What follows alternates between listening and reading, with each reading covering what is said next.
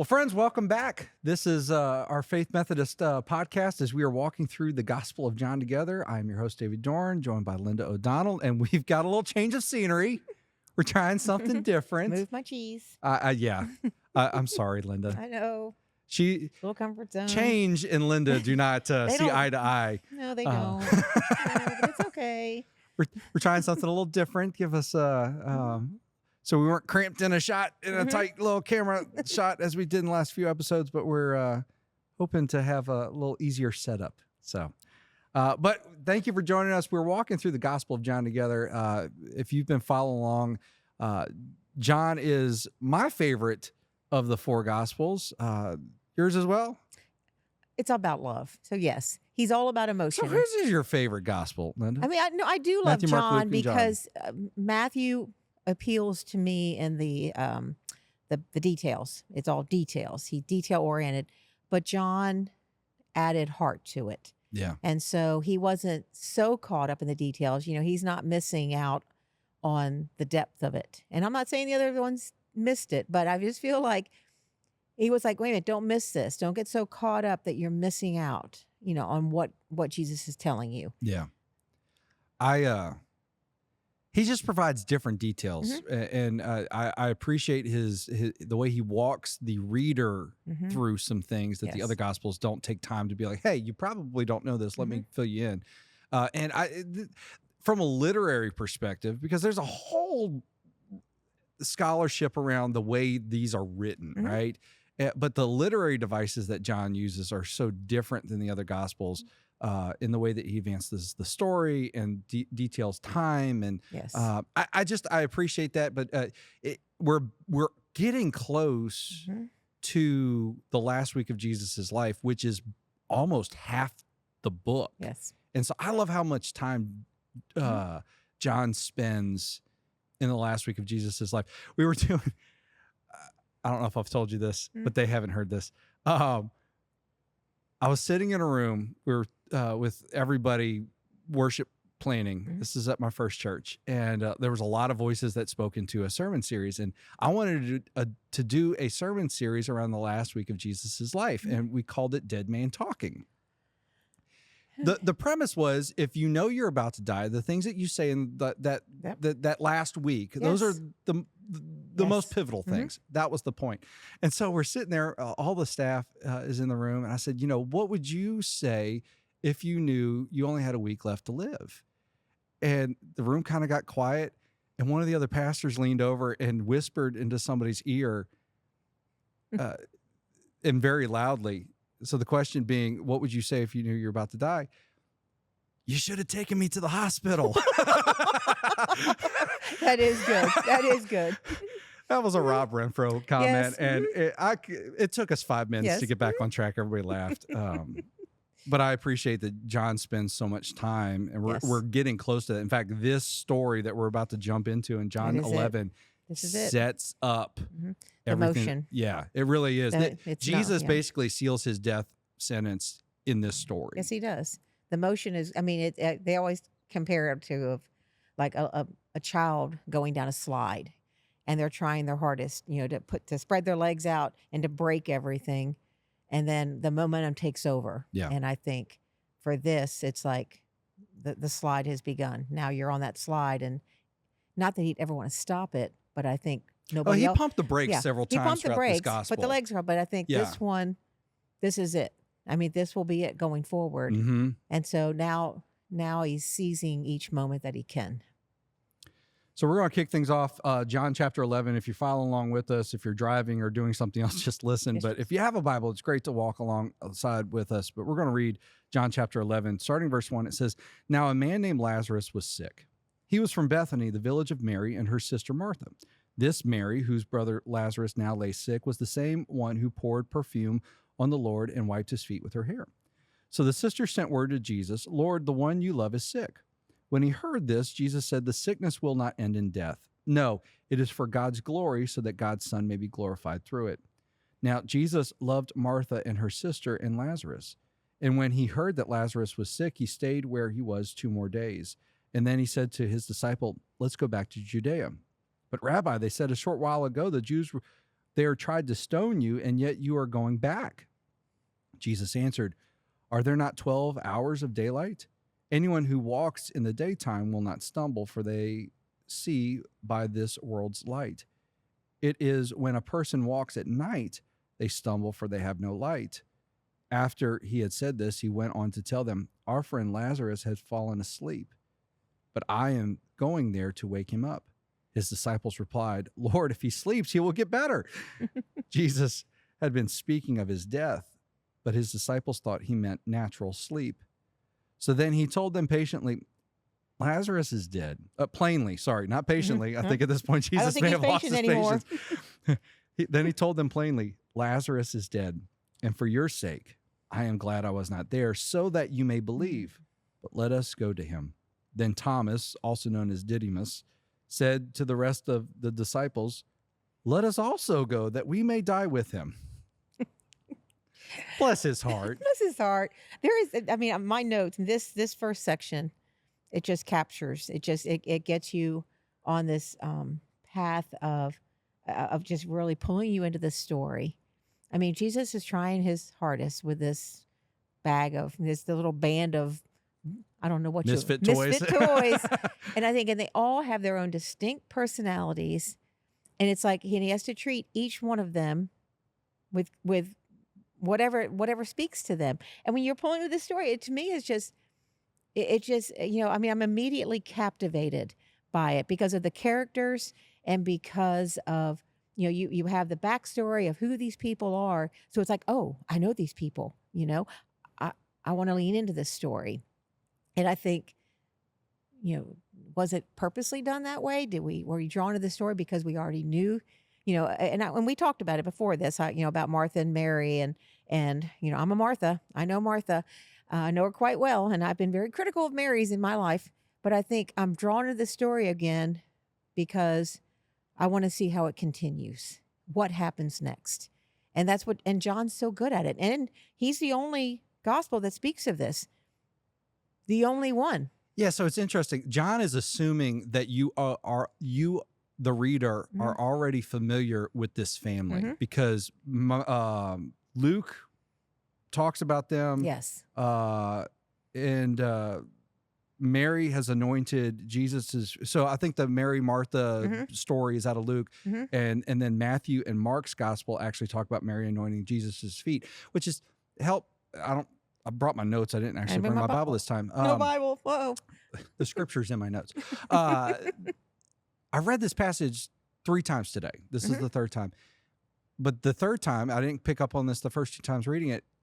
The woman that anointed Jesus's feet, was that 2 separate instances? That was 2. That has to be 2 because the woman was scandalous. Yes. And it's the one I'm thinking yes, about. that's what and I didn't think that's not the same one. Okay. That cannot be the same one because that was not. Well, that was my Martha question. Is like, this would bring a whole different light on the who his friends are. Yes. If it is, I'm gonna have to go back and look. Stay tuned. Stay tuned. We'll come back. But he is the only one that talks about this story. He is the only one that talks about the Lazarus dying. Yes. Now, we do get the Mary Martha setup that we know that Mary is sitting at Jesus' feet, listening patiently as Jesus is teaching, and Martha is doing all the housework. She's cooking and cleaning. And complains that the one's not pulling her own weight. Exactly. She's just listening. This is an interesting story, this whole family dynamic, because it sets up personalities amongst some of these characters in the story that it helps us as the reader realize that Jesus deals with different personalities in different ways. These 2 women, in a very particular way, they are now known as, are you a Mary or are you a Martha? It's almost like asking, which is your Enneagram number? Are you this or that? Are you this Myers-Briggs or this Myers-Briggs personality test? Because the 2 sisters are so different, and Jesus handles them very differently. And loves them. And loves them. Yes. And that same personality difference plays out in this story as well. Oh, it does. It does. And I know I come down on John, because he's always the favorite. I'm the beloved, the one that Jesus loved. But when I read this again, I read it a few times, and I looked at him going, when it says, Lord, the one you love is sick. And so I think it's kind of gracious of John to admit, and I say that tongue in cheek, gracious of John to admit that Jesus loves somebody else besides him, because John is the beloved. That's how we think of him, John the beloved. His favorite. I'm sitting right by him. Here I am at the Last Supper, but here he is admitting that he is loved. Lazarus is loved by Jesus. And the story illustrates that Jesus had friends outside of the disciples. Yes. Mm-hmm. Jesus was a real person. Yes. These are real stories. And, I think it's easy when you read scripture to think this is it. This is his group. This is just what we have recorded. Mm-hmm. Jesus lived a full life Yes. and had interactions with people that aren't recorded. Mm-hmm. Jesus had a deep friendship with his family. Yes. And he stays with them. And I think we'll see that in the following chapters. He stays with them. Like, this was a place that he went often when he was in town, Mm-hmm. To this family. And so that's why they bring this to him. Hey, one of your best friends is on death's door. Okay, but my question is, okay, think back to the beginning of the telephone. Come quick, I need you. It's come quick, I need you. Well, Lord, the one you love is sick. They don't say, come. They just say, the one you love is sick. Yeah. So did they assume he was going to come? Did they think, okay, he doesn't have to be here to heal him? He'll just take care of it. Send somebody ahead, and he'll. I mean, I always had that question in there of, you need to come. That phone call that you make. When the end is near, okay, you need to come. Yeah. You need to come, but they don't tell him unless John didn't put it down. Well, it's. Is it an assumption? I think it's implied. I think it's implied. I remember the morning that Hurricane Katrina hit. My mother, it was Sunday morning, and so it was before church that day. My mom opened my door, woke me up, and all she said was, "It's a Category 5."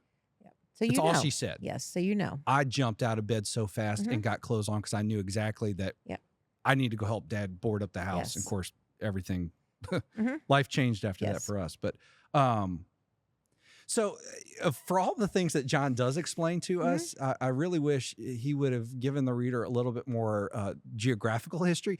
So where they are, where Jesus is currently, when the story picks up, to where Lazarus is a 2-day journey. 2-day walk. If you do the math right, by the time Jesus got word that Lazarus was sick, he was dead. Yes. Because it would have taken that. Because by the time they get there, it's been 4 days. So the reason Jesus delays isn't because Jesus is like, it's not that big of a deal. Yeah. Jesus knows his friend's dead. Yes. There was no point of rushing.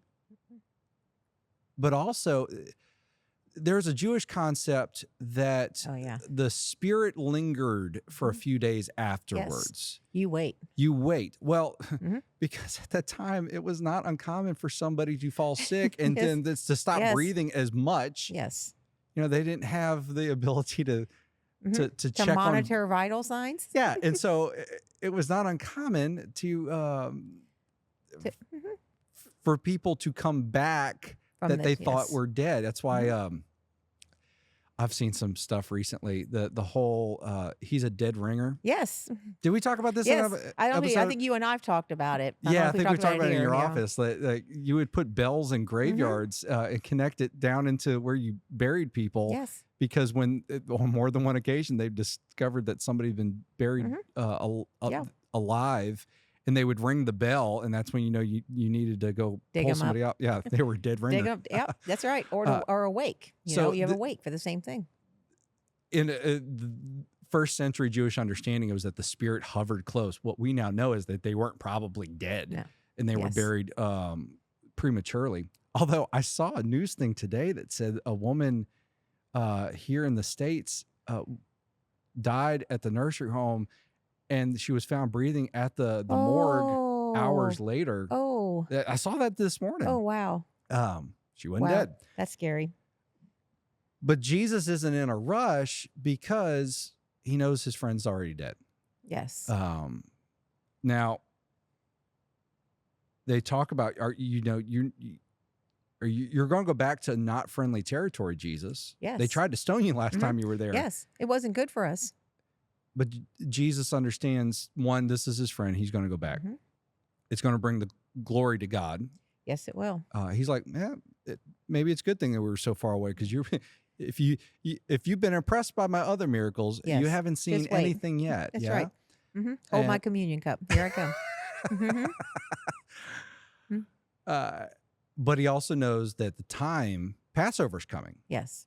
And all of this is going to need to take place this go round. There's I been think 3 the- yes. Passovers or this will be the 3rd Passover of his ministry. It's this go round that it's going to result in his death. And then poor Thomas. You know, Thomas always just gets a really bad rap. I'm just thinking he's being a little sarcastic here. Oh, yeah, let's just go. We can all die. Okay, I'm going to give him a different view on this one. Let's just all go die together, because I mean, I know I know the whole doubting Thomas business, which I think that they do that to him. We'll talk about that later. Yeah. I don't like what they did to him. I think that's not nice. It's like, the secret, but nobody else, somebody else doesn't, and you make fun of him. But I think with this one, yes, let's just all go and we'll die together. But there's so many times that Jesus speaks a metaphor that they take it literally, and then Jesus is like, "No, guys, it's a metaphor." And this time they're like, "Oh, it's yeah, a metaphor. it's a metaphor." And We then- got the metaphor." And Nope. Jesus is like, "No, this is Yes, he this is changes the literal. He's dead. location. He does something to change it up. See, I'd be there going, "Oh, okay, he's fine. We're fine." Well, to be fair, Jesus has just talked about metaphor of the Yes. daylight and nighttime. He's like, Yes. you don't stumble in the daylight, you stumble at nighttime. And so disciples are like, we're trying to track with you. We're trying to keep up with you, but we can't. John always highlights the difference between light and dark. Like, it's all throughout his gospel. Yes. And as now we're into the epistles, as I'm preaching through that, it's all throughout that too. Jesus being the daylight is the metaphor. It's like, while I'm here, you're While not I'm going to here. stumble. While I'm gone, that's when it's going to get dark. That's when things are going to get bad for you. Poor Thomas. Poor Thomas. You want to pick up in verse 17? Yes. On his arrival, Jesus found that Lazarus had already been in the tomb for 4 days. Now Bethany was less than 2 miles from Jerusalem, and many Jews had come to Martha and Mary to comfort them in the loss of their brother. When Martha heard that Jesus was coming, she went out to meet him, and Mary stayed at home. "Lord," Martha said to Jesus, "if you had been here, my brother would not have died. But I know that even now God will give you whatever you ask." Jesus said to her, "Your brother will rise again." Martha answered, "I know he will rise again in the resurrection at the last day." Jesus said to her, "I am the resurrection and the life. The one who believes in me will live even though they die, and whoever lives by believing in me will never die. Do you believe this?" "Yes, Lord," she replied. "I believe that you are the Messiah, the Son of God, who is to come into the world."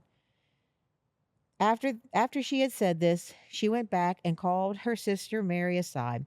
"The teacher is here," she said, "and is asking for you."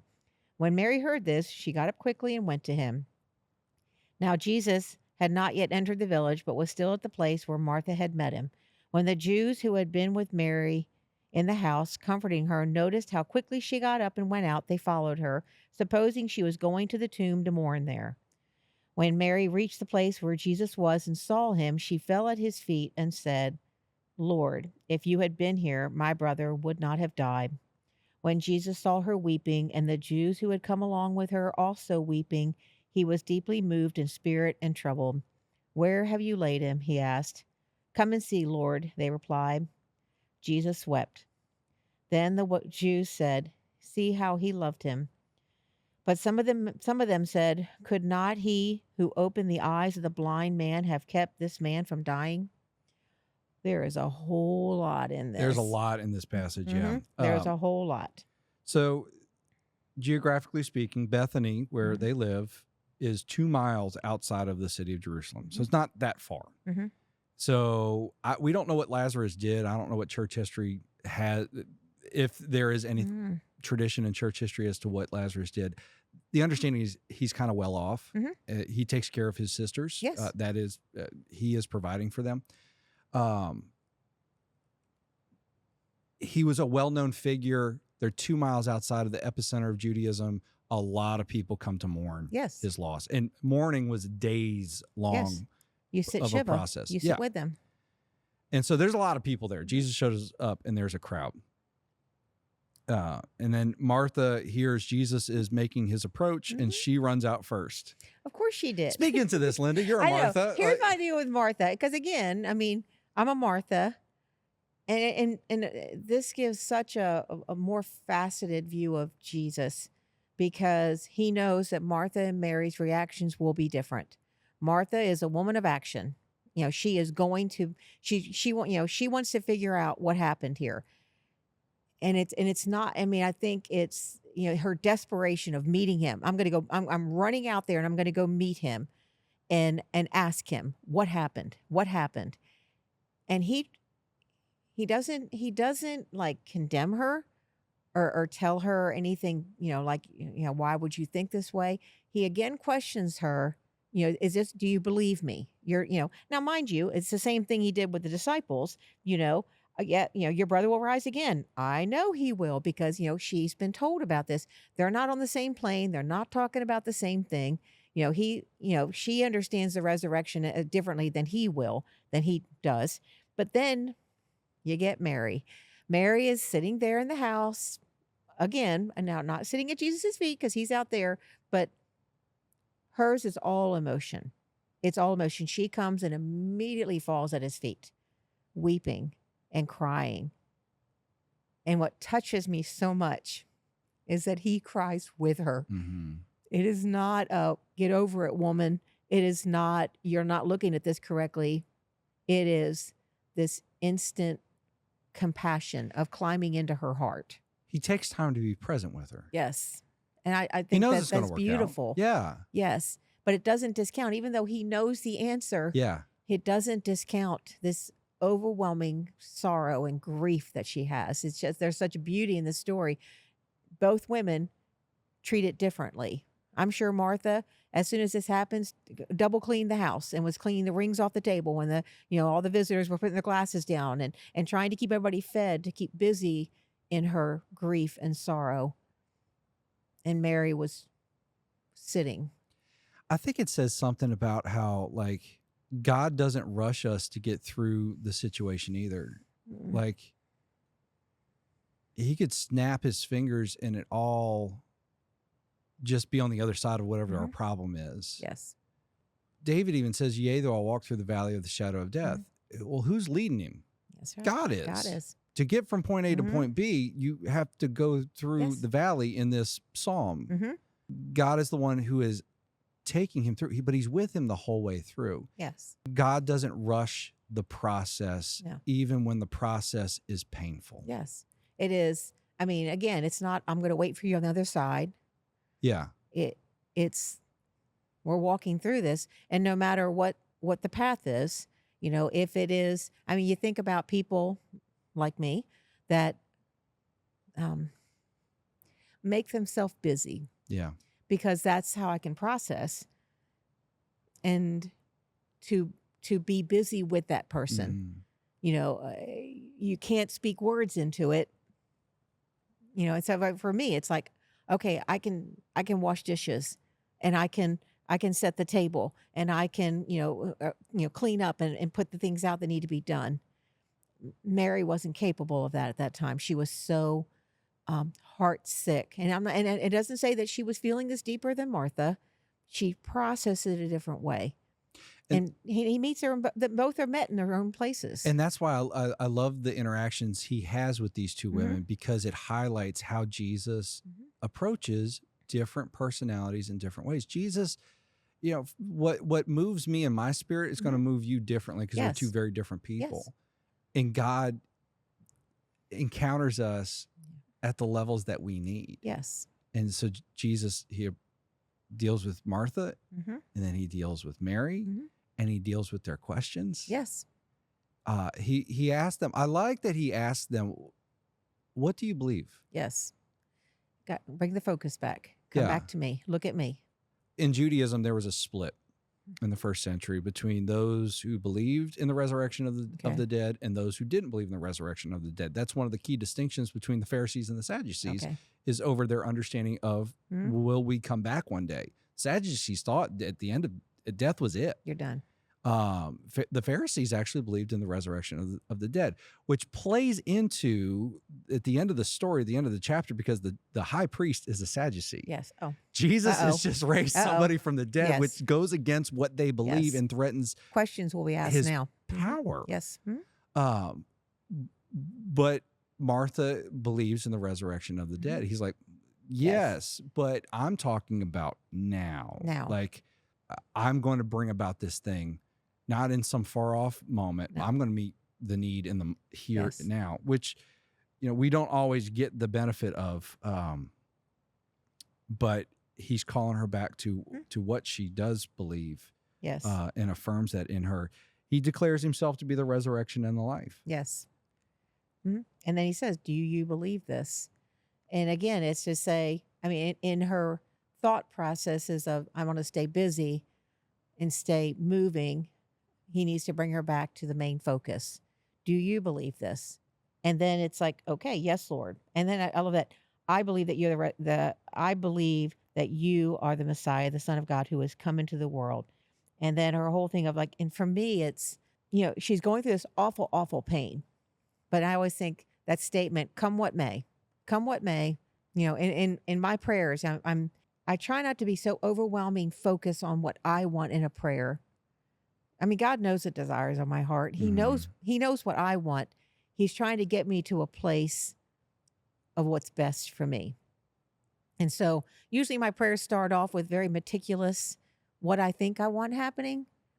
And then towards the end, it's come what may. I believe in you.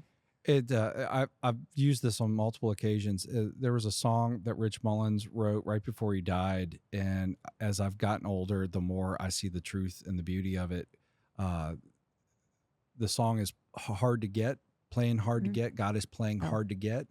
And toward the end of it, he's talking about having trouble finding God in life. And at the end of the last verse, he says, maybe I'm lost enough to let myself be led. Oh, whew, and that's you've hard. been there all along, I guess. It's just your ways, and you're just playing hard to get. Oh, yes. It's so true. God sometimes allows us to either get disoriented enough or so lost in the moment where we stop trying to lead ourselves and fall on him. In my days as a ballroom dancer, segue, segue. When I would have, and it usually was some of the younger women that I was dancing with, the women who had danced long enough knew that the guy had to lead, but the younger women always tried to lead on my behalf, or the less experienced dancers. And it's hard when both people are trying to lead. And so I learned pretty fast. I would just spin the lady a few times and get them disoriented a little bit. Enough that they would lean, because you've got to lean into each other. The two ballroom dancers have to lean into each other to have the pressure so that the one can lead the other. And so I would spin them enough so that they would lean on me, kind of put their weight on me, and then I would be able to move them around the dance floor, and they go, oh, wow, that was that much easier. Yeah, when we're both not trying to lead. And it's kind of that same, you get so disoriented that you just finally go, God, you just got to take over. Exactly. So that's what I figure. Come what may. Because come what may, whatever you know is best. And I think that's what Martha does. It's okay. I know what I believe. I don't like the situation, but come what may, I believe. And then, Lord, I believe, help my unbelief. Oh yes, that scripture that I could buy a Post-it note all over my house about that. And so, and again, like what you said, with the one that song Oceans, grace abounds in deeper waters. Why? Because we can't touch bottom. We cannot touch bottom. We have to depend on him, and that grace and mercy just reaches deep into that. And I think he met Martha and Mary, and both so full of this love and compassion and wanting them to focus on him, not to put aside their grief, but to understand that he is going to be the one that's going to walk them through it. He satisfies Martha enough for her to go back to the house and tell Mary, pull her aside from the mourners and say, the teacher is here and he's asking for you. And so then Mary goes out and has a very similar conversation. Same question. Why didn't you show up? Yes. You could have done something. At his feet, she says that. Yeah. Again, at his feet. I mean, and I think, it is her posture of leaning into him, of acknowledging his statue, of to say, I don't understand it, but I am kneeling at your feet, falling at your feet. In verse 33, when Jesus saw her weeping and the Jews who had come along with her also weeping, he was deeply moved in the spirit and troubled. Oh, That gives us such a glimpse of the heart of God. Yeah. It's like, do you want to know who God is? Then look at Jesus. Jesus is fully God. yes. You understand how Jesus interact with people. Mm-hmm. You get the snapshot of the larger. Like, Yes. he's present. He's moved by their troubles. Yes. That just tells me that in the midst of my pain, Yes. God feels that too. Mm-hmm. He knows what's going to be on the other side, Mm-hmm. Yes. but he experiences it with you. Yes. He's not diminishing your emotions. He is saying, That's a good way to put it. I'm going to sit with you. He legitimizes it Yes. for her. Yes. This And is a heavy yes. moment. And then to know that, I think, and for myself, when I hear news, the unsettling news of things you hear, when you say it aloud is when it becomes real. And for him to go, this is, he's just spoken to both women, and you hear a lot. He knew it already, but then he's drawn into that emotion. The first time when, I had heard that when Doug had told me that they knew Davis was having, with what we were dealing with. And I remember calling my mother and saying, Davis has cancer. And that was, I already knew for hours before I talked to her, but it was that saying it aloud with my own mouth that made it so hard. And I like John's verbiage here. Mm-hmm. And I think it gives us a better understanding of what we all feel. Mm-hmm. It says Jesus was troubled in his spirit. Yes. Because I know you know that feeling. Oh, yes. It's that heaviness, that weight that sits on you, and it's paralyzing at times of just, you have to move, but I need to sit here for a minute and center myself one more time, and one more time, and one more time, because it's a heaviness. Yeah. And it's not something that you just push through. It's something that you have to work through. And you keep bringing up the fact that Mary is at Jesus's feet. It's a sign of reverence, right? Yes. And there's almost an act of worship in the midst of the question. Oh, you better believe it. And so what does it look like to worship in the middle of your hard questions of God? That's the hard part. Yes. Mm-hmm. And Jesus has compassion on her in that moment. Yes. Mm-hmm. I tell people, Jesus, he can handle the tough questions. Yes. God wears his big boy pants. He can handle whatever you're going to say to him. I know for me, some of the most intimate moments I've had with God have been on the other side of me yelling and screaming at the top of my lungs. Mm-hmm. Oh, yes. And I always feel like I can feel him saying, are you done? Are you done? Yeah. And it's not. I get that too. Yes. I mean, sometimes with sarcasm, it's when I'm having a little hissy fits. But when I'm having my awful pain, it's almost that gathering of when a child just falls in your arms crying, and they finally work through the big parts of the emotion, and then you can start the soothing, because the soothing can't happen when it's full out emotion, and it's when it starts to calm down that you can rub the back and speak words of soothing. And that's what I feel he does with me. It's okay. I'm finally lost enough to let myself be led. Exactly. Yeah. Exactly.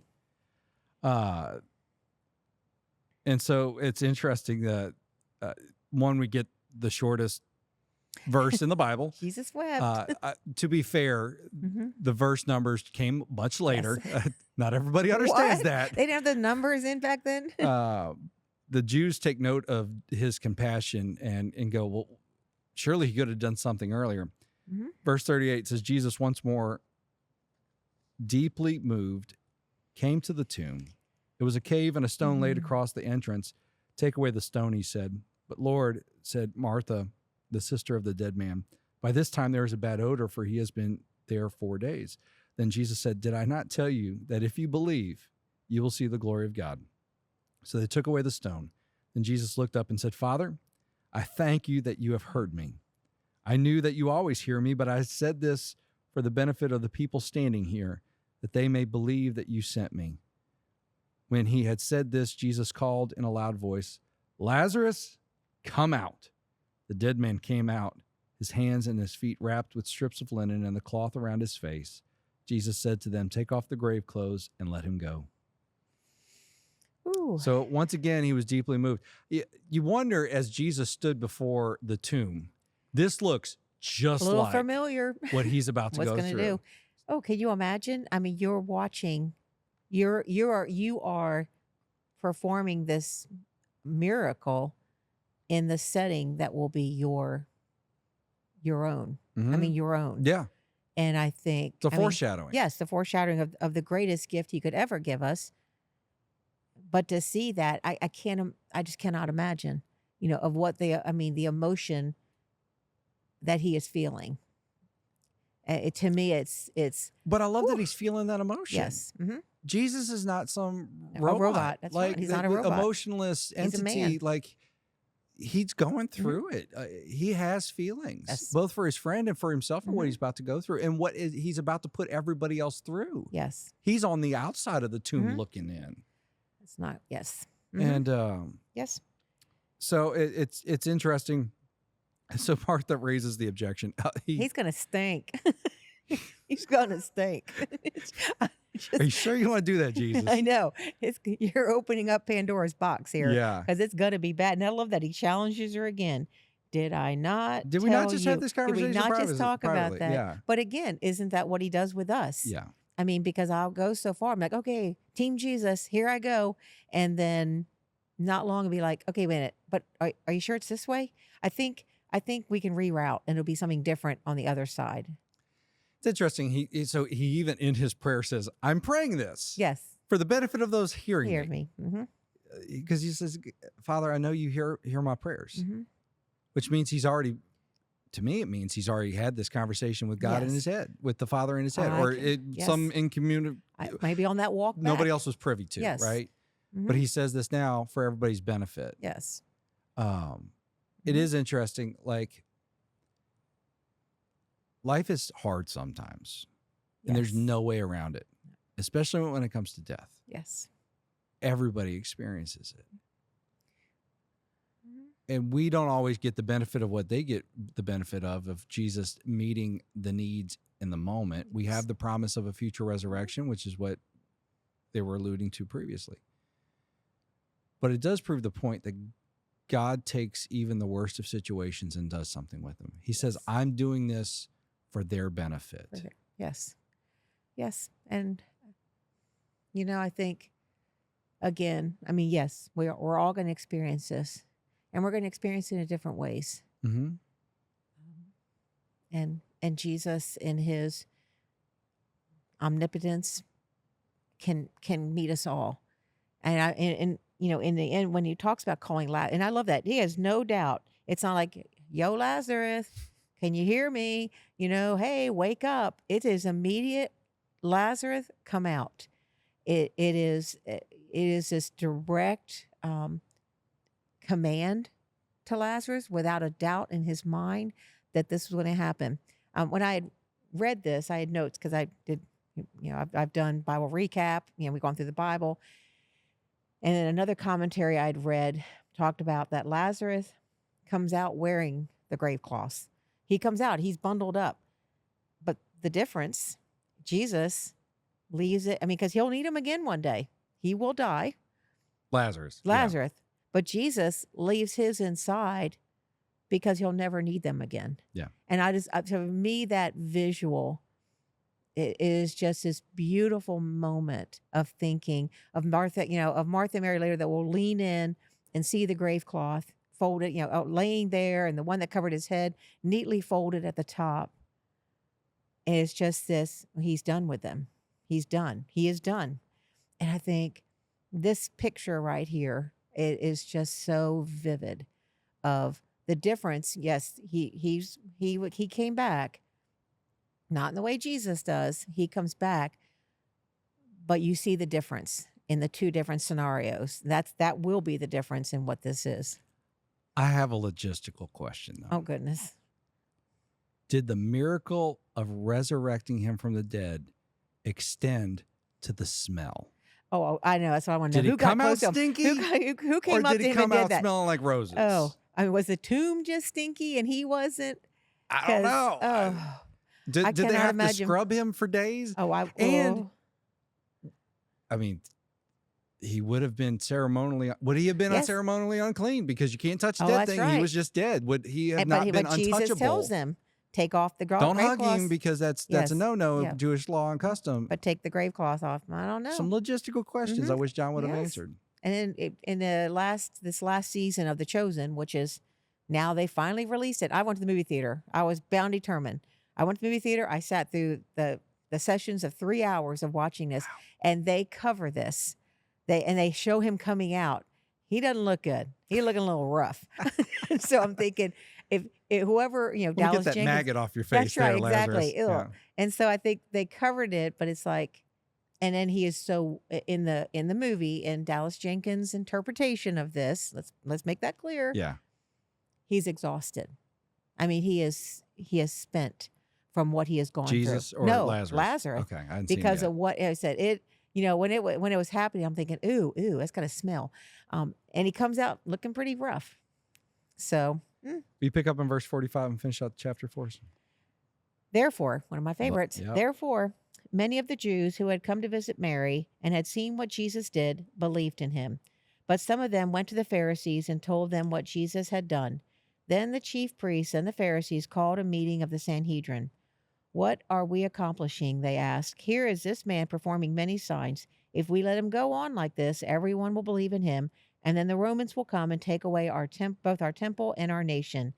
Then one of them, named Caiaphas, who was high priest that year, spoke up. You know nothing at all.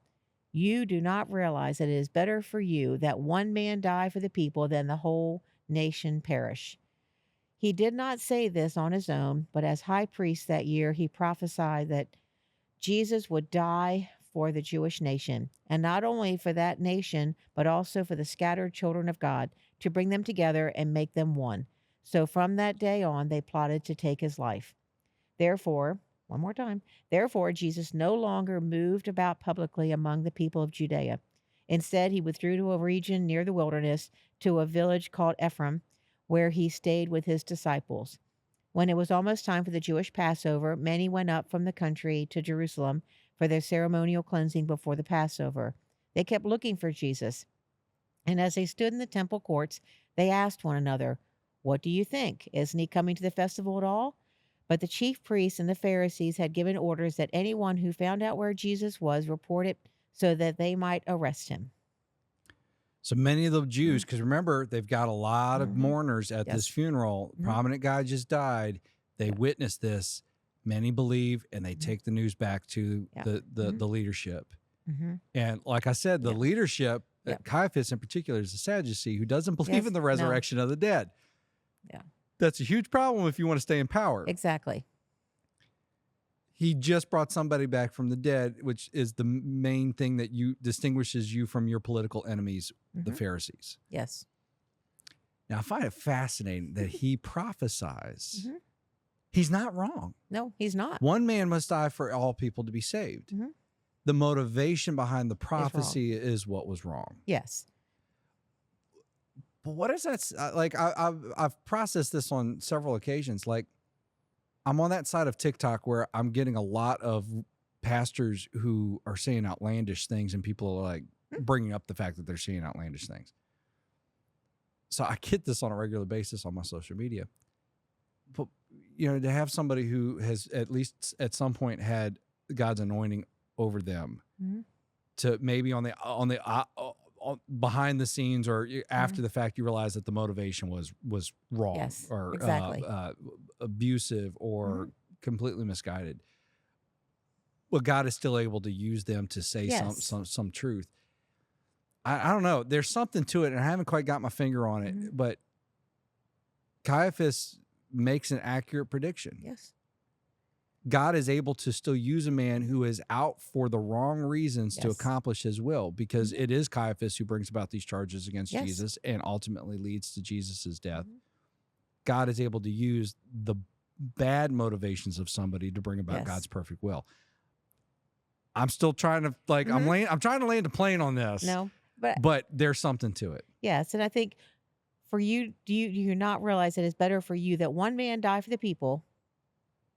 And I think you don't know what you're asking for here, because it backfired on you, Oh, dude. absolutely. It backfires big time, because it's just like, we're going to lose this. It's that collateral damage. It's not going to matter. This one person, we get rid of him, the problem is solved.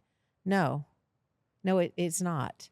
It was the beginning of. I mean, I didn't say the beginning. It was the fulfillment of what God intended. And it changed everything. Yeah. The story then changed. But it is at this point Jesus seals his fate. Yes, he does. To our point earlier, it's interesting. I think we'll cover this in the next chapter. But it seals Lazarus's fate too, because according to church history, Lazarus and Mary and Martha actually have to leave Jerusalem after Jesus' resurrection, because the establishment comes after him to try to kill him. Oh. So according to church history, they have to flee. I believe they actually go to one of the islands in the Mediterranean. Really? I'll double check on that before the next chapter. But Lazarus has to flee for his life, because now he is the poster child for Jesus's miracles. Exactly. So this really sets up the end game for on several fronts. But then Jesus, understanding what this does, escapes to a border village on the wilderness to spend some time, and then they're looking for him at Passover, and he's trying to keep a low profile until we get into the next couple chapters where Jesus reforces the issue again. But he kind of ebbs and flows as he has done. Now he's really having to be judicious. We'll see Jesus make his appearance, but he makes his appearance back in Jerusalem in front of large groups of people, so they can't do anything. him. Yes. Jesus, you're not going to outplay him. He's a master chess player. Yeah. He's going to move the pieces. But he knows that they're looking to arrest him at this point. Well, friends, that's John chapter 11. I hope that you'll understand, whatever it is you're going through, God doesn't diminish it, that he meets you in your pain, that while he sees what's going to be on the other side, he journeys with you through the process. He walks with you through whatever valleys you're in right now. He knows that there is light at the end of the tunnel, but he doesn't rush the process either. And so just know that God is with you in the midst of it. One of the most powerful passages in Scripture is Jesus wept. Very true. He wept on behalf of his friends. He looks at you and he calls you friend too. We'll see you next time. God bless.